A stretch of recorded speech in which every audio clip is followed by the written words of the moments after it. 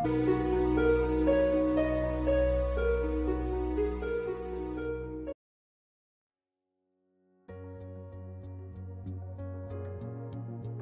sahabatku, sekarang aku sedang berada di Desa Ende.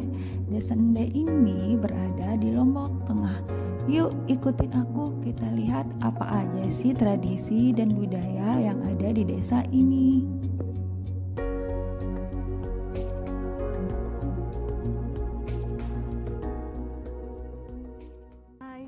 Ini adalah sambutan dari anak-anak di Desa Ende ini untuk para wisatawan yang datang berkunjung.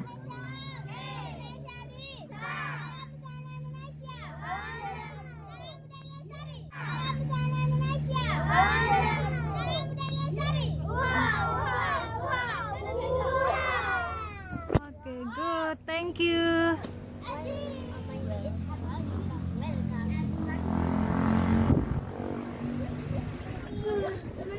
Kalau ini apanya, Mbak? Buku tamu. Oh, buku tamu. Mereka turis mancanegara yang datang berkunjung. Mereka datang dari India.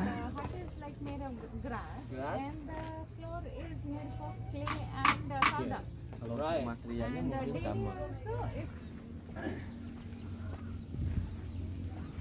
Baik, sebelumnya saya ucapkan selamat siang. Selamat datang juga di Kampung Sasak. Jadi saya di sini sebagai penduduk lokal, sekaligus juga sebagai pemandu lokalnya. Nama saya Hakib. Kemudian untuk informasi biar lebih ini kita langsung mulai aja. Jadi untuk bangunan yang pendek depan, ini adalah bentuk dari rumah adat kami yang ada di Pulau Lombok. Kemudian untuk nama sendiri itu kita ambil dari bahasa Sasak, kita sesuaikan dengan profesi kita yang ada di sini. Jadi dalam istilah kami rumah ini kita sebutnya itu Bali Tani. Bali artinya rumah, Tani artinya petani. Jadi ini adalah rumah para petani karena rata-rata mayoritas utama mereka cuma hidup sebagai petani gitu. Oh ya. Kemudian untuk struktur depan, jadi rata-rata rumah ada di sini mereka bikin pendek atau miring. Ini sebenarnya juga punya maksud jika nanti ada tamu yang mau masuk itu mereka harus nunduk. Jadi nunduk artinya kita hormat, nggak nunduk nggak hormat nanti kita dapat hukuman. Mbak tahu hukumannya apa? No.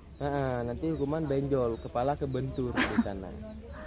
Kemudian untuk material, jadi material dari rumah ada di sini mereka bikin dari alam, sifatnya itu nggak ada yang permanen. Kalau untuk atap ini mereka bikin dari daun ilalang. Kemudian ketahanan itu biasanya mereka ganti 6 atau 7 tahun sekali. Oh, dari apa atapnya? Iya, diganti atapnya 6? dari ini diganti biasanya 6 atau 7 tahun sekali. Kemudian nanti kalaupun hujan besar dia nggak bocor, walaupun orang Sasak di sini tuh nggak pakai no drop, no bocor-bocor gitu. Maksudnya tuh kalau hujan nggak bocor? Iya, dia nggak bocor. Oh ya. Kemudian untuk material lantai, ini mereka bikin pondasi awal dari tanah liat. Jadi 90% itu tanah liat yang disampur sama sekam padi. Kemudian untuk lapisan atas 10%-nya itu mereka pakai kotoran sapi atau kotoran kerbau. Kenapa harus pakai kotoran sapi atau kotoran kerbau? Oke, jadi filosofi kenapa orang Sasak di sini tuh pakai kotoran sapi, sebenarnya mereka pakai ini untuk simbol dari kerja keras. Karena rata-rata mereka hidup dari bertani. Kemudian dulu itu sapi yang aktif mereka sapi atau kerbau yang aktif mereka pakai untuk kerja. Jadi mereka taruh kotorannya di sini untuk apresiasi. Selain itu, fungsi dari kotoran sapi bagi kami di situ yang pertama untuk menjaga kehangatan.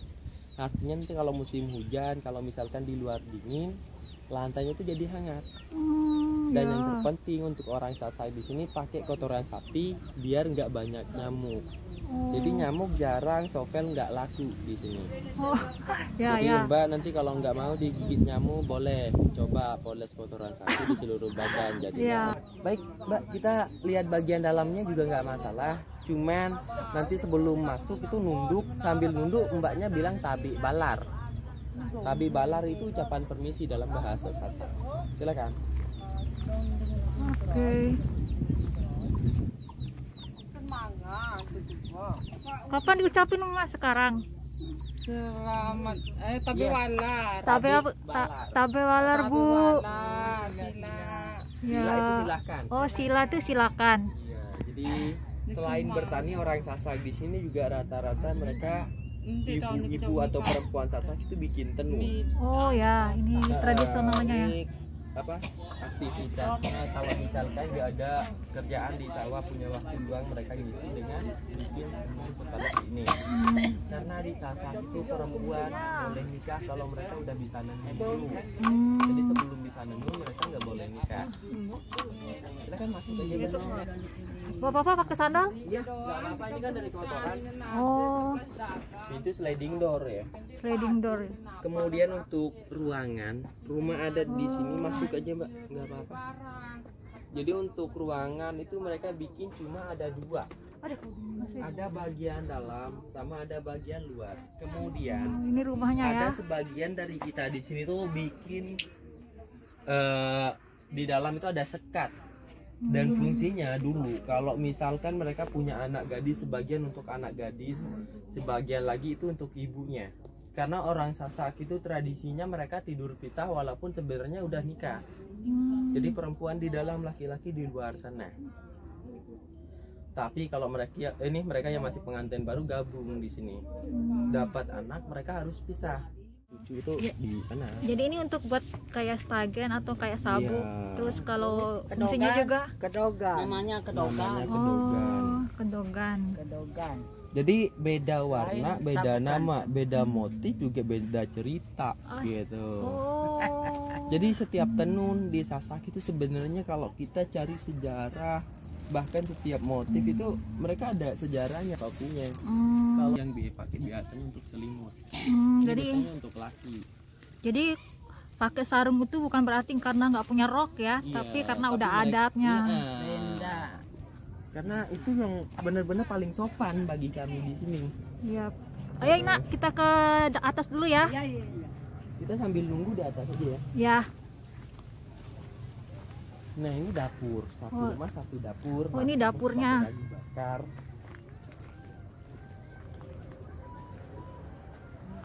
Nah cuman orang Sasak di sini kan masak cuma sekali sehari. Biasanya Iya. masak Ini dapur. pagi menjelang siang itu untuk kebutuhan sampai malam.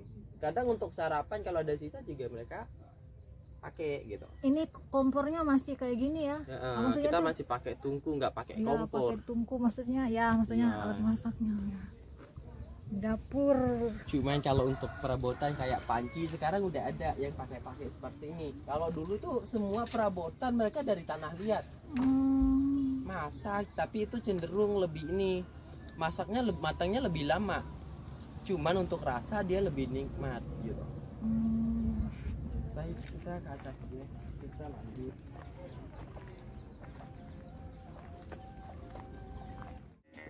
Alat musik yang dimainkan oleh kakek ini adalah alat musik genggong. Musik genggong merupakan salah satu kesenian musik suku Sasak. Tahu nggak sahabatku, hanya segelintir suku Sasak yang mahir memainkan alat musik ini. Karena untuk memainkan alat musik ini kita harus memakai perasaan. Kalau enggak, alat musiknya tidak akan mengeluarkan suara atau bunyi.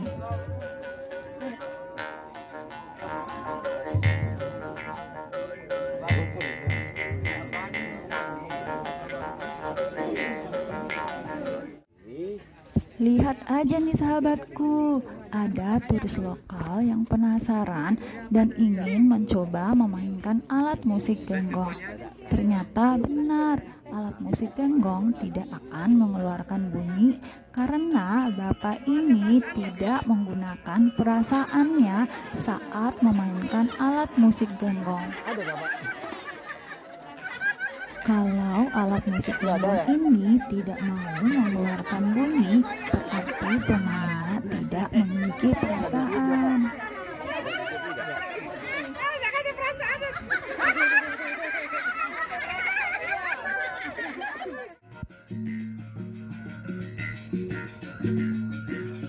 Ini bunyi alat musik genggong ketika dipadu-padankan dengan alat-alat musik yang lain. Dulu alat musik genggong ini digunakan digunakan oleh suku Sasak untuk menghibur diri saat mereka mengembala kerbau atau sehabis kerja di sawah.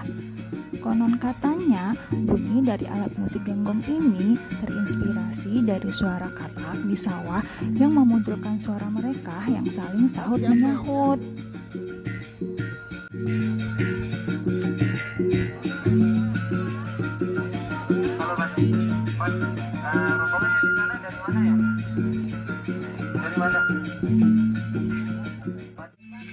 Sahabatku, ini namanya gendang beler. Gendang beler ini mempunyai peran penting dalam kehidupan suku Sasak, terutama untuk kegiatan sakral. Konon katanya, gendang beler ini digunakan sebagai alat musik pengiring untuk memberi semangat kepada para prajurit yang akan berjuang dalam peperangan. Bunyi yang dihasilkan dari alat musik ini dipercaya bisa membangkitkan rasa percaya diri dan berani berkorban untuk membela kerajaan mereka di medan perang. Begitu sahabatku. Namun seiring dengan berjalannya waktu dan berkembangnya zaman, gendang beler ini dipakai sebagai musik pengiring untuk acara-acara adat, kesenian, ataupun sebagai hiburan rakyat bagi suku Sasak.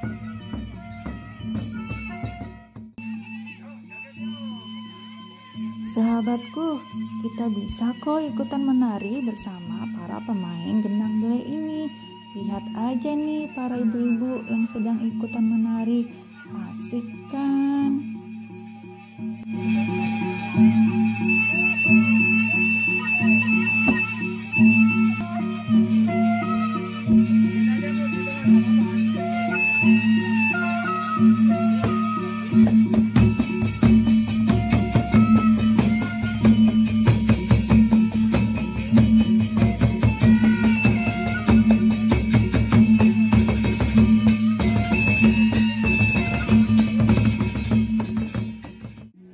Sahabatku, sekarang kita akan melihat salah satu tradisi suku Sasak yang disebut dengan peresean.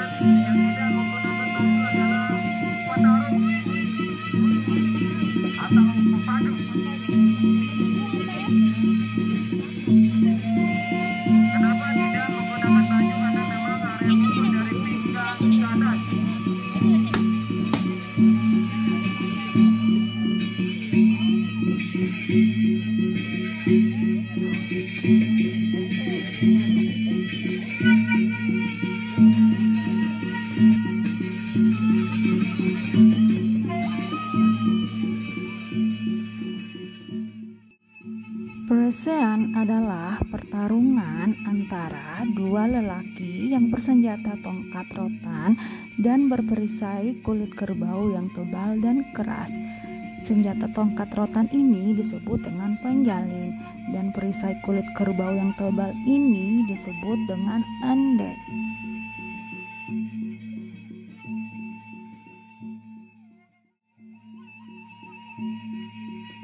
Lelaki yang bertarung dalam peresean disebut sebagai pepadu dan wasit yang mengatur jalannya pertandingan disebut pekembar.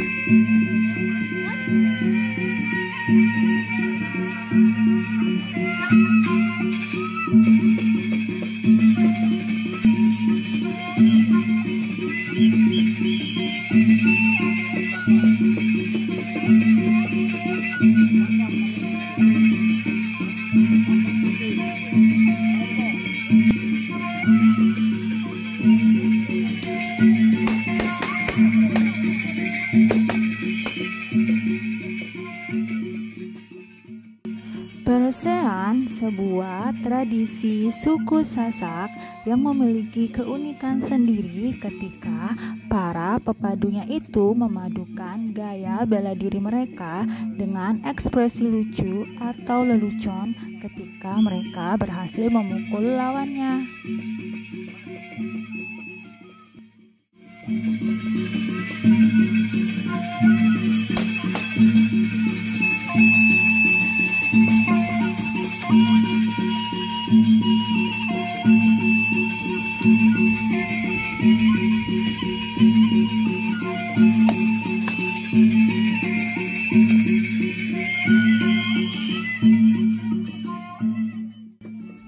Dulu persean digelar untuk melatih ketangkasan dan ketangguhan suku Sasak dalam mengusir penjajah.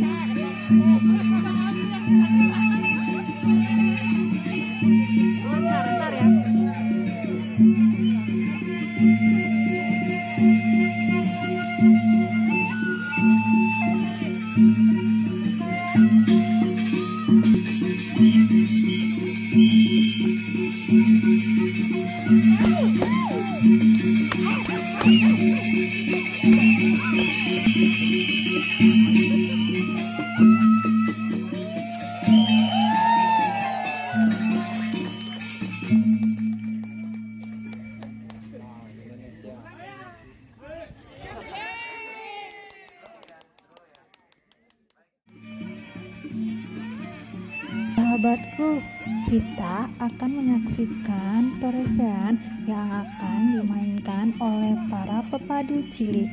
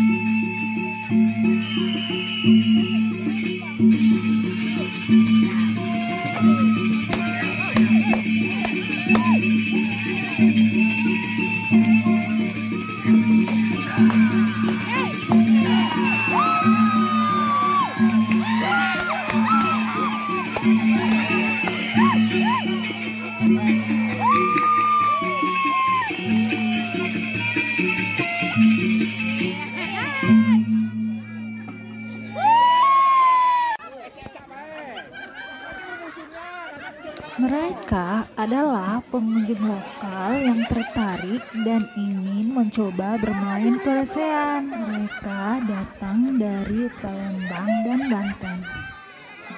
2 orang akan menjadi pepadu dan 1 orang yang akan menjadi pekembar.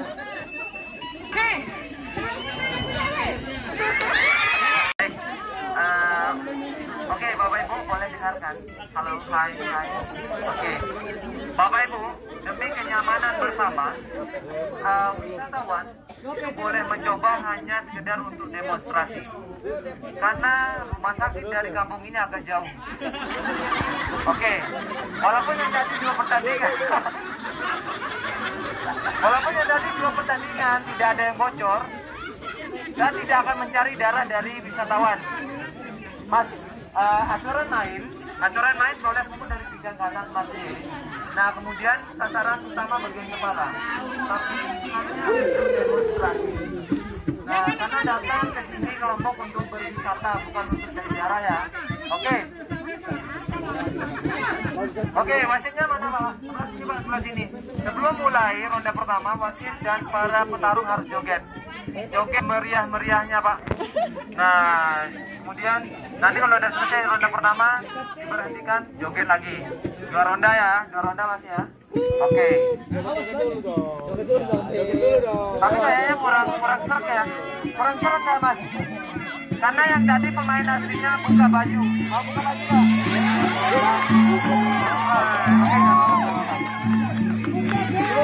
Buka baju.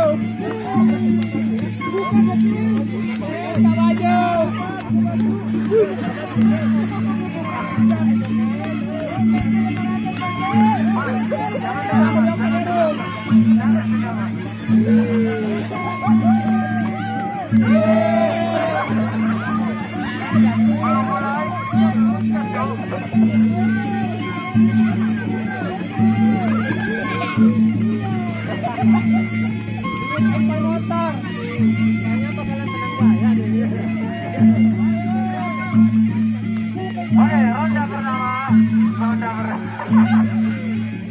Ayo Palembang! Palembang mana suaranya?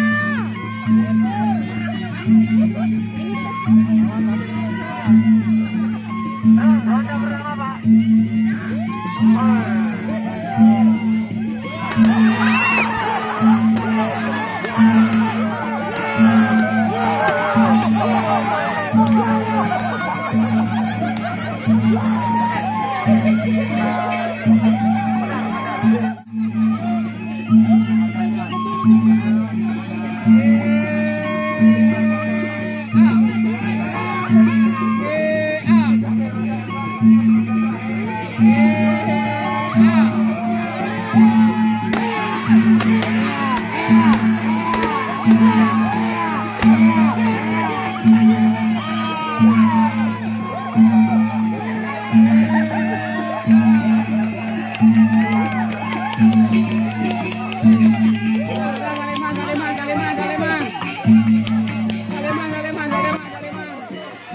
Sahabatku, pertunjukannya sudah selesai. Sekarang waktunya aku pulang. Terima kasih banyak ya udah ngikutin aku. Jangan lupa videoku di subscribe, like, dan komen. Bye-bye.